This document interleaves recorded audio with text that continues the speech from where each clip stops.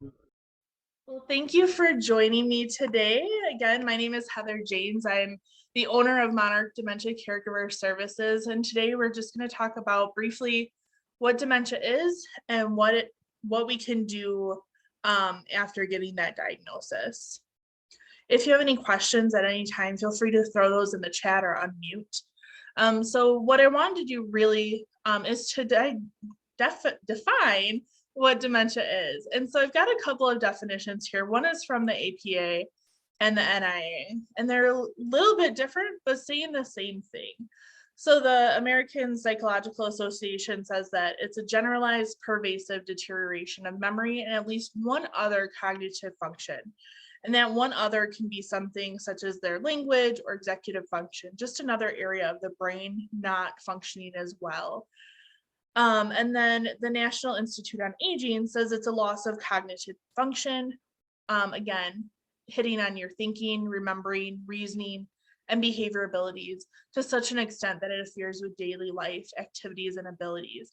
And that's something we really have to remember, is that dementia isn't something where we walk into the kitchen and forget why we went in there, but it's going to affect your everyday life.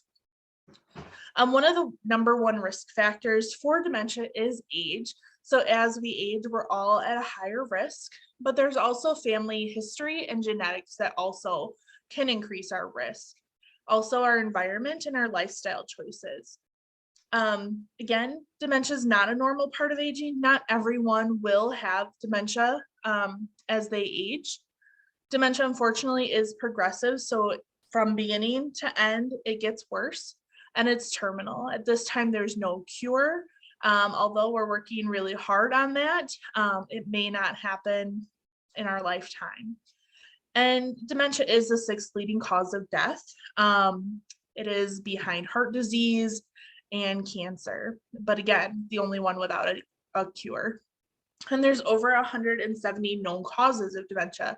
And we're going to talk about a few of the main, more common ones today.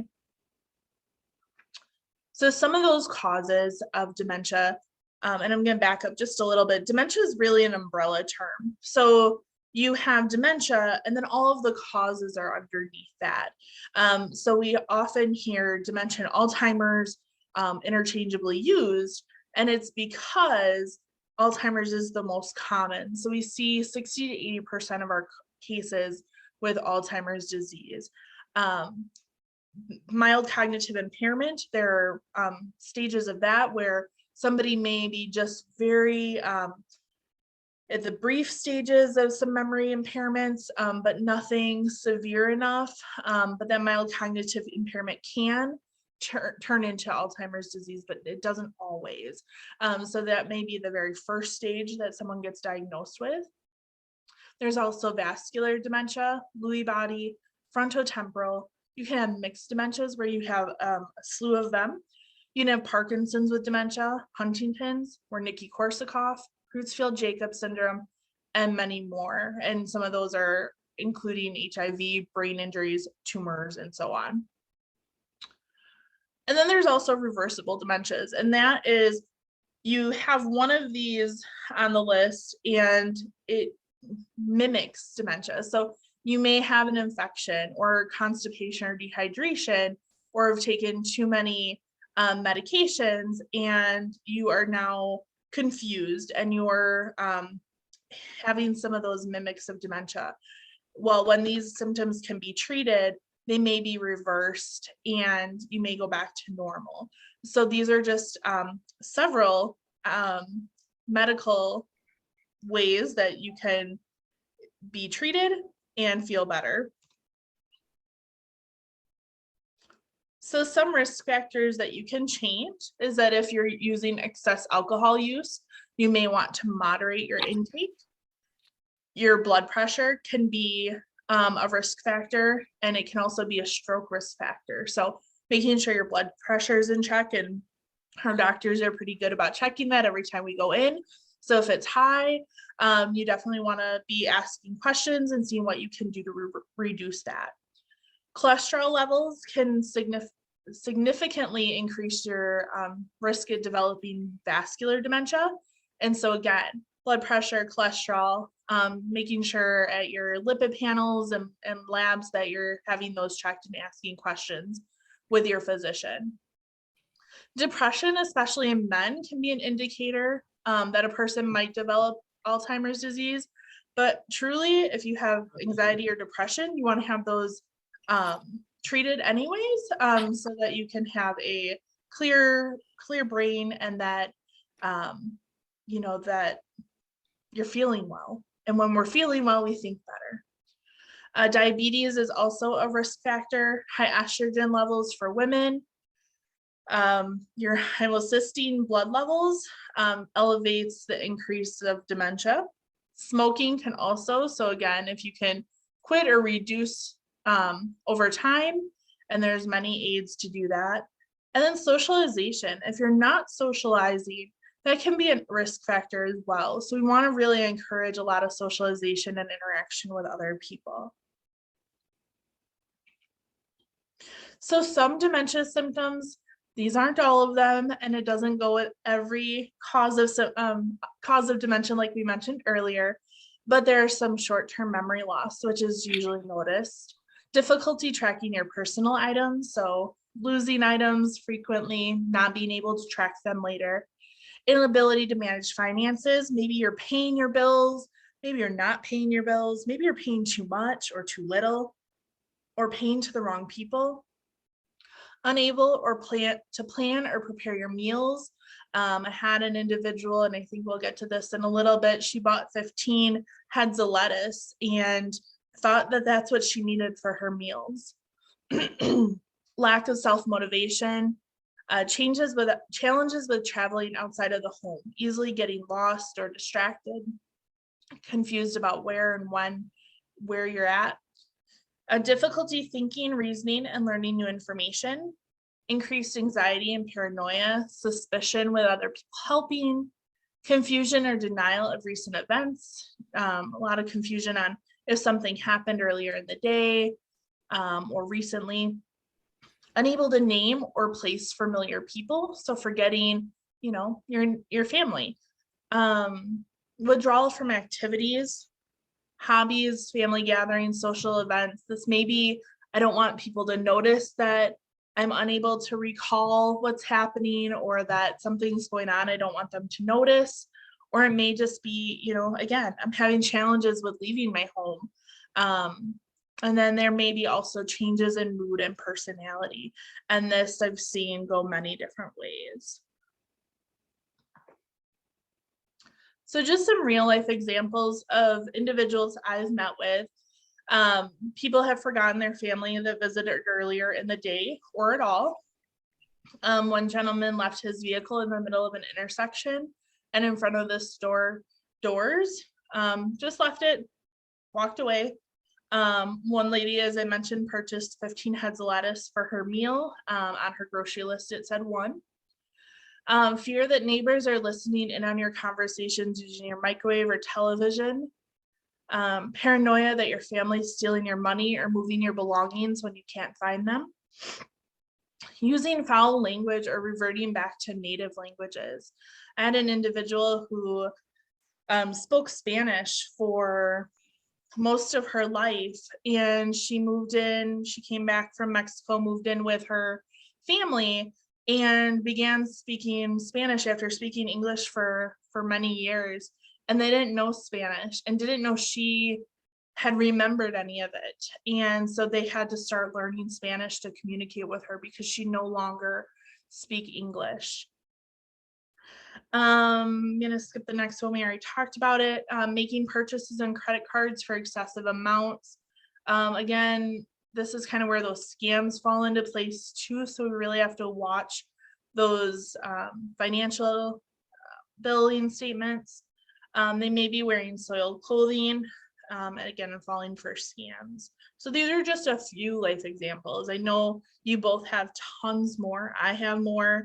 And so if you want to throw in the chat, maybe a real life example that you've noticed, or just a common one that maybe I don't have here, I'll keep going, but go ahead and feel free to put that in the chat. So talk a little bit about Alzheimer's disease. We have a couple pictures here. One is a picture of a healthy brain and then a severe Alzheimer's brain. And as you both can tell, the healthy brain here is very intact. It's very full, very colorful. And unfortunately, our severe Alzheimer's brain is very small, it's shrinking, it's missing pieces, it is discolored, lots of gaps there. So you can see that there is a physical change happening within a person's brain that we might not always see on the outside. And then 12.7 million people age 65 or older are projected to have Alzheimer's disease in the United States by 2050. And so that number continues to grow year after year. And so this is one of the reasons I'm doing this, is so that we can help people understand dementia better, and so that we can support individuals living with the disease better. So Alzheimer's typically affects memory, thinking, and behavior first. We can see symptoms grow severe enough to interfere with their daily tasks. Again, it's not just going into the kitchen and forgetting why you went in there and then walking out and going, oh, that's right, I wanted buttered bread. It is every day, it's something, and you may not be able to recall that task. Difficulty remembering new information, executive functioning, orientation, and mood changes. You just may be a lot more confused. You might be more grumpy. You might be more subdued and mellow.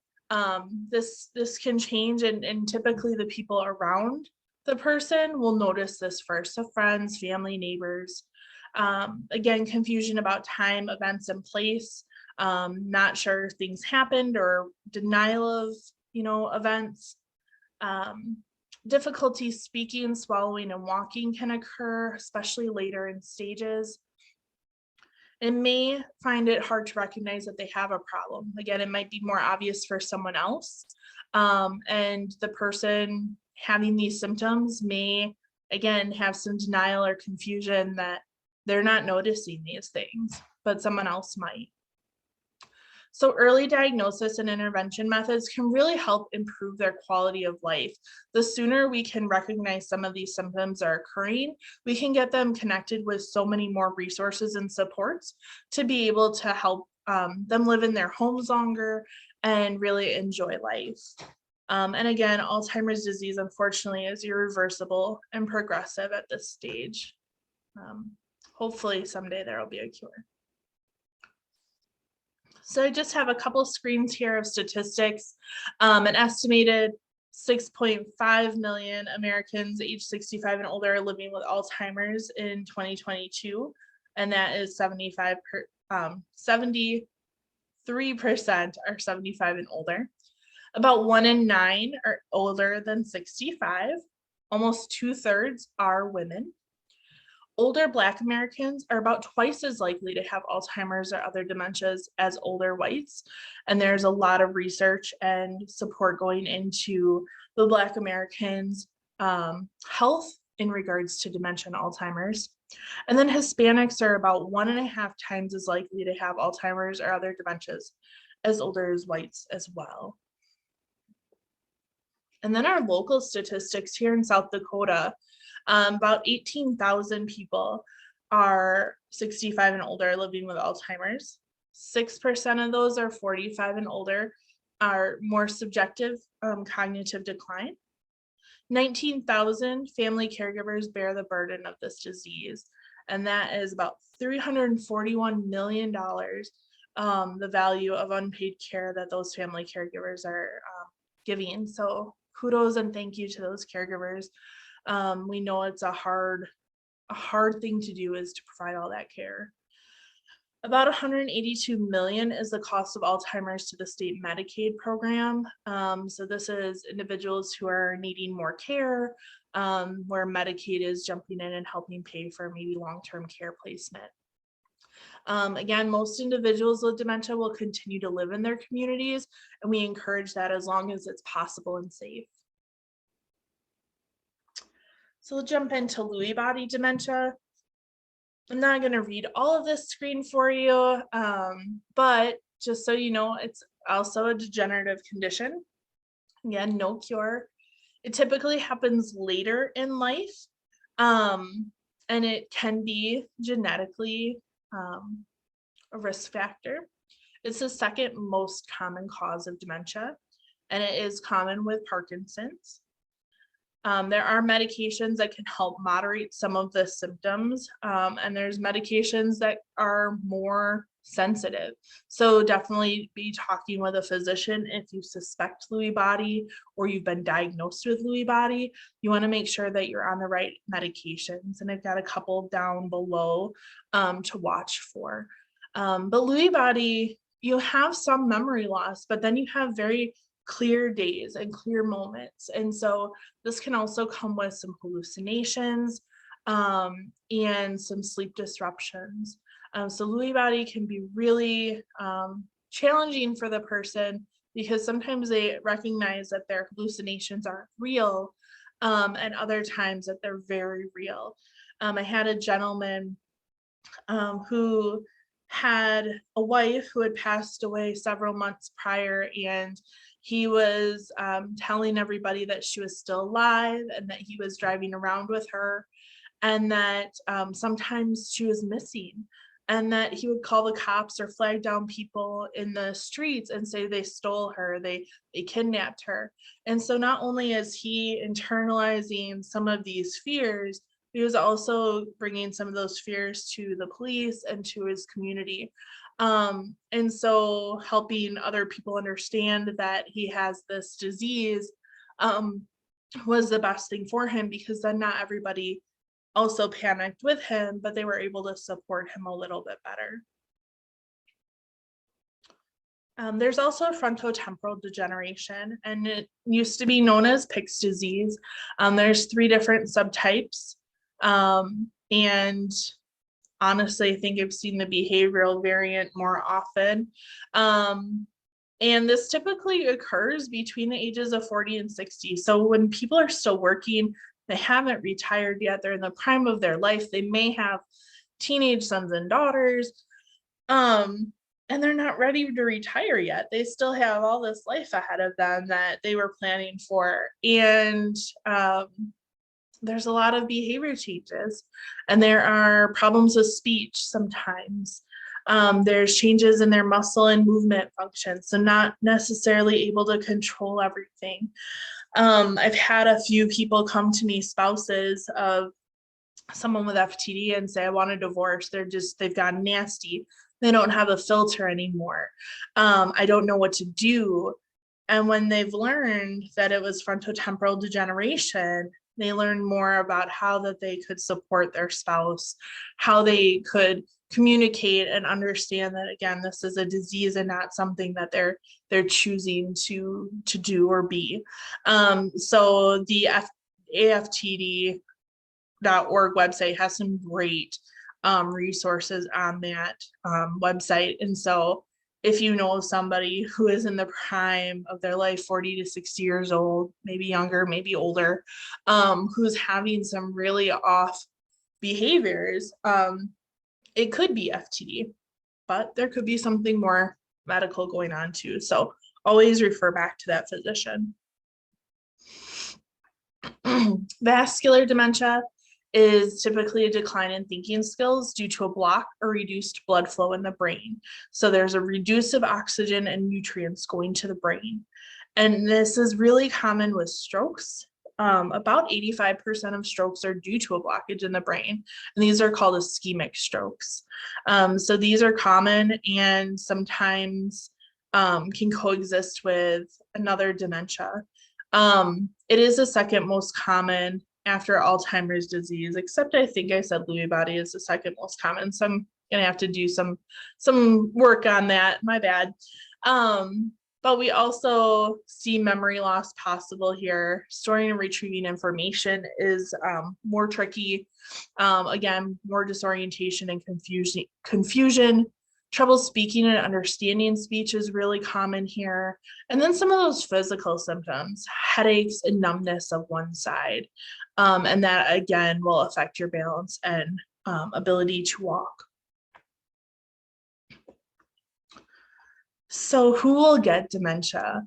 We have all sorts of famous individuals here. And so Ronald Reagan, Robin Williams, Casey Kasem, Rosa Parks, they all had dementia and they all had prominent positions, but anybody can get dementia. It doesn't discriminate. It will take whoever.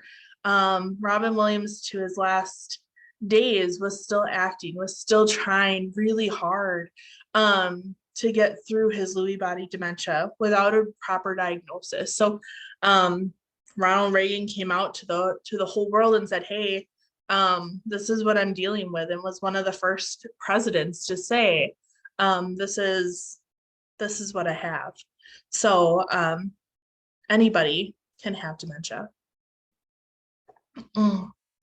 So early detection can be really helpful, as I mentioned earlier. There's community education being offered all the time to learn more about dementia and brain health. I offer it.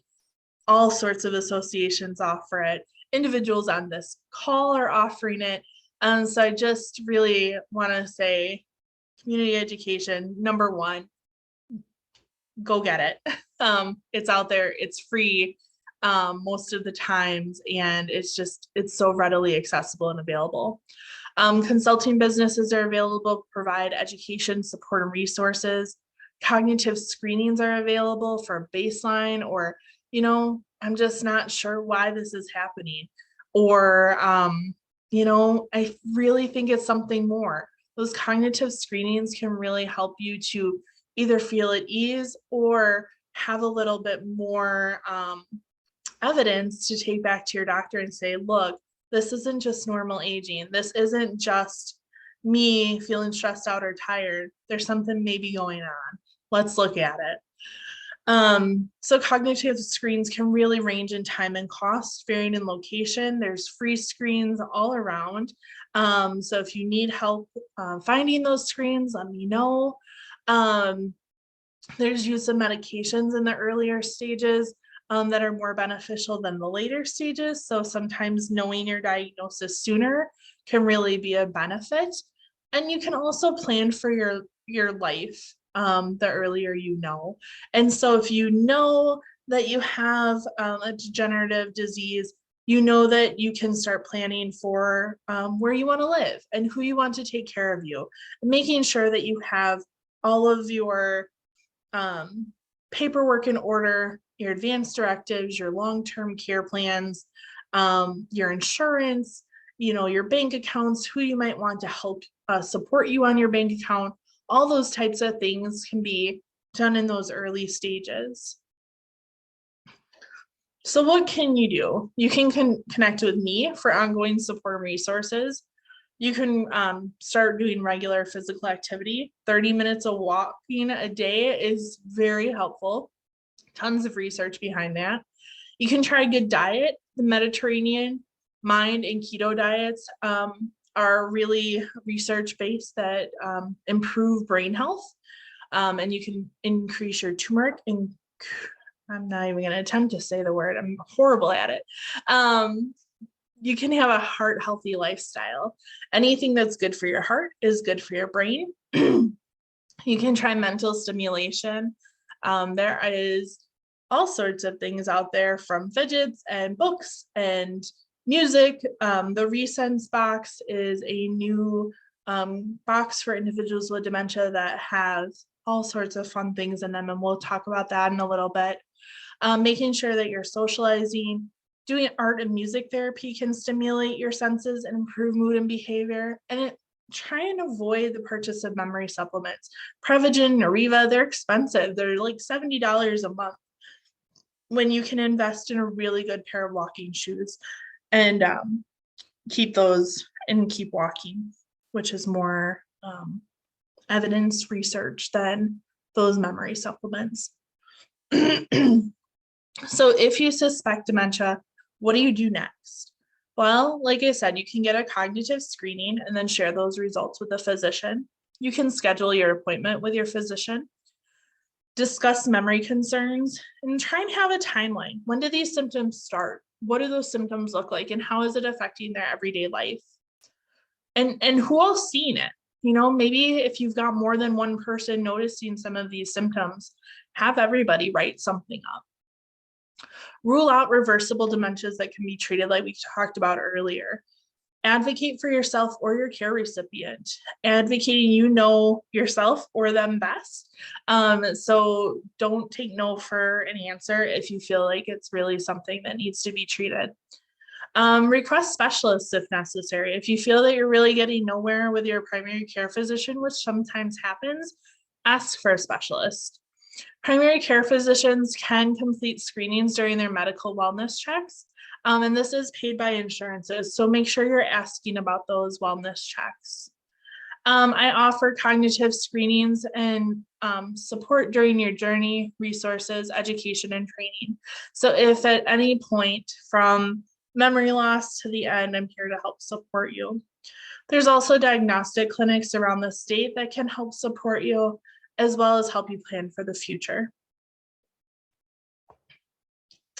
So I'm just going to touch a little bit here on programming. There's a lot more programming than listed here.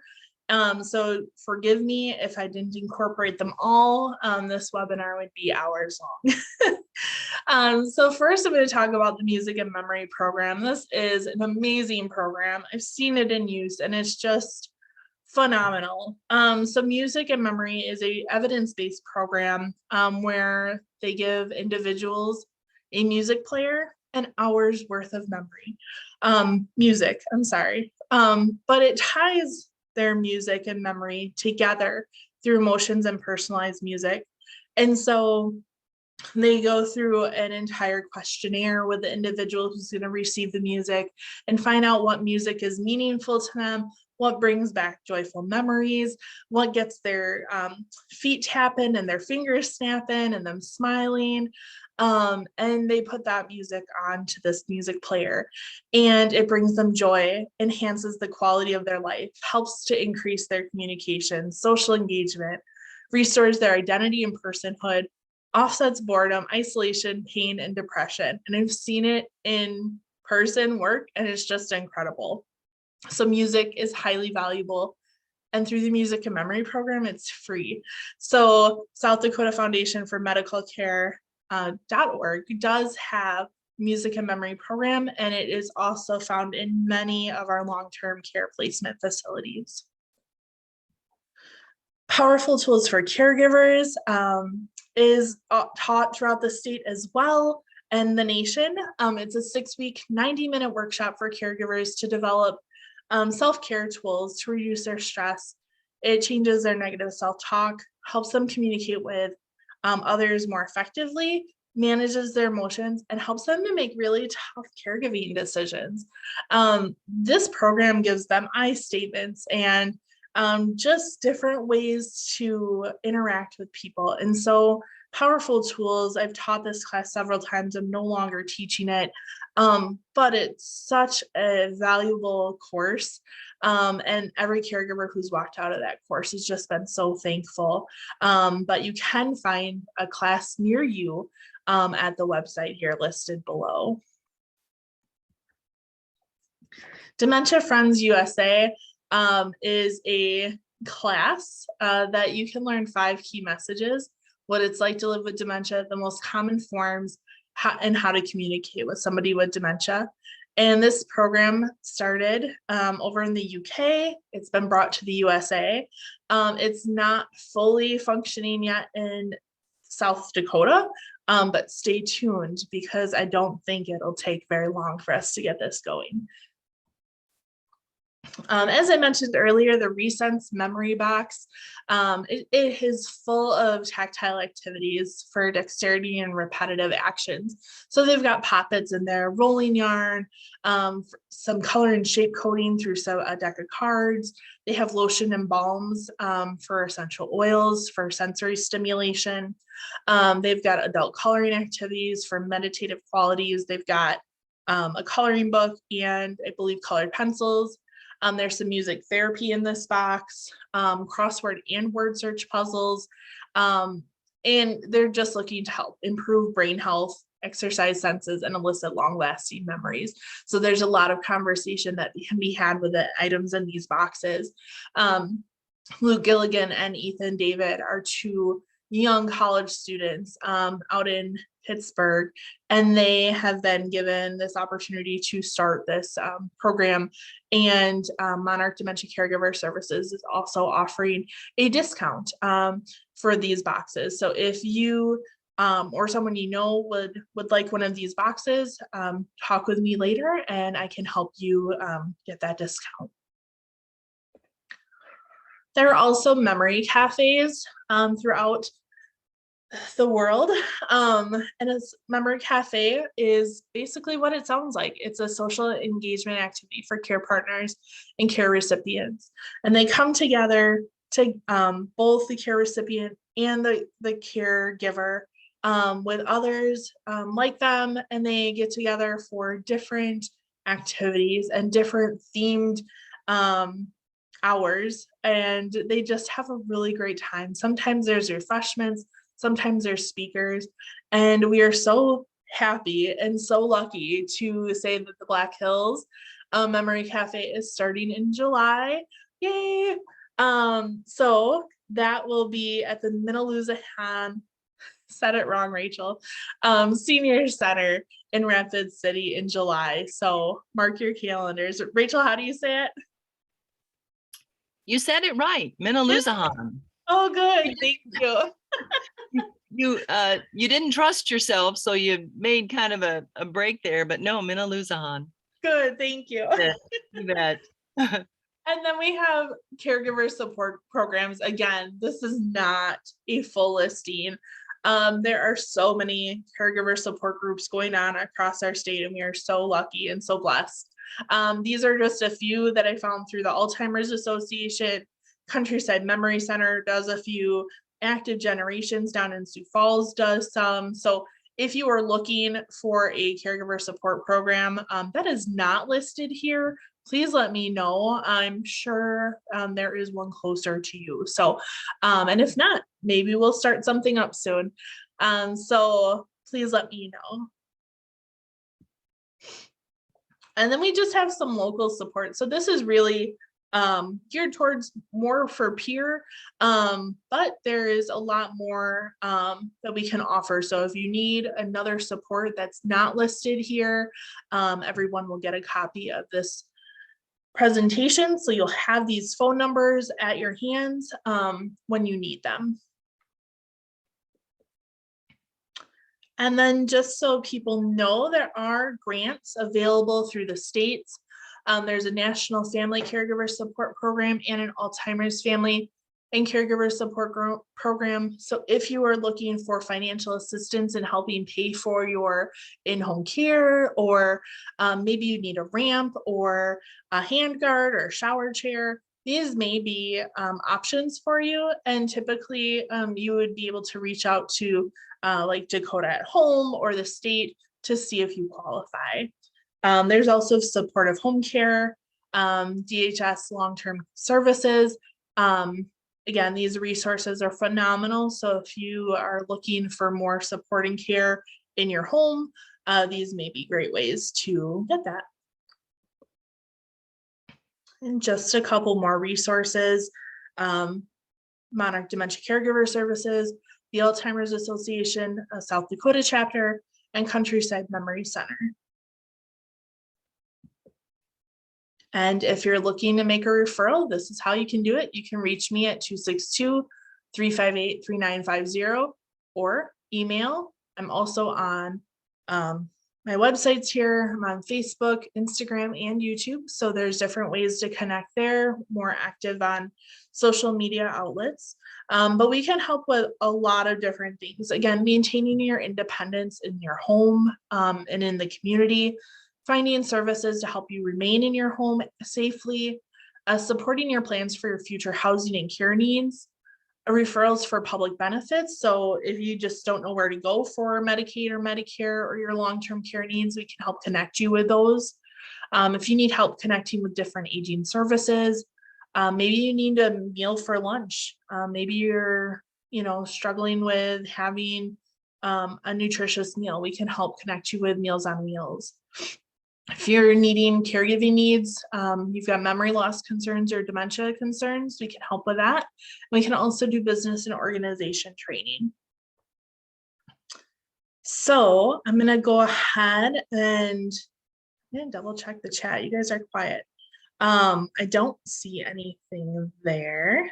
But if you guys have questions, feel free either to pop them in the chat or unmute. And then here is my contact information.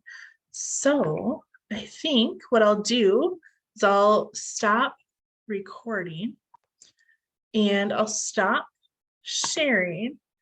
And ladies, if you have any questions, I'd be happy to answer those, or if there's any feedback you'd like to give, I'd be happy to take that as well.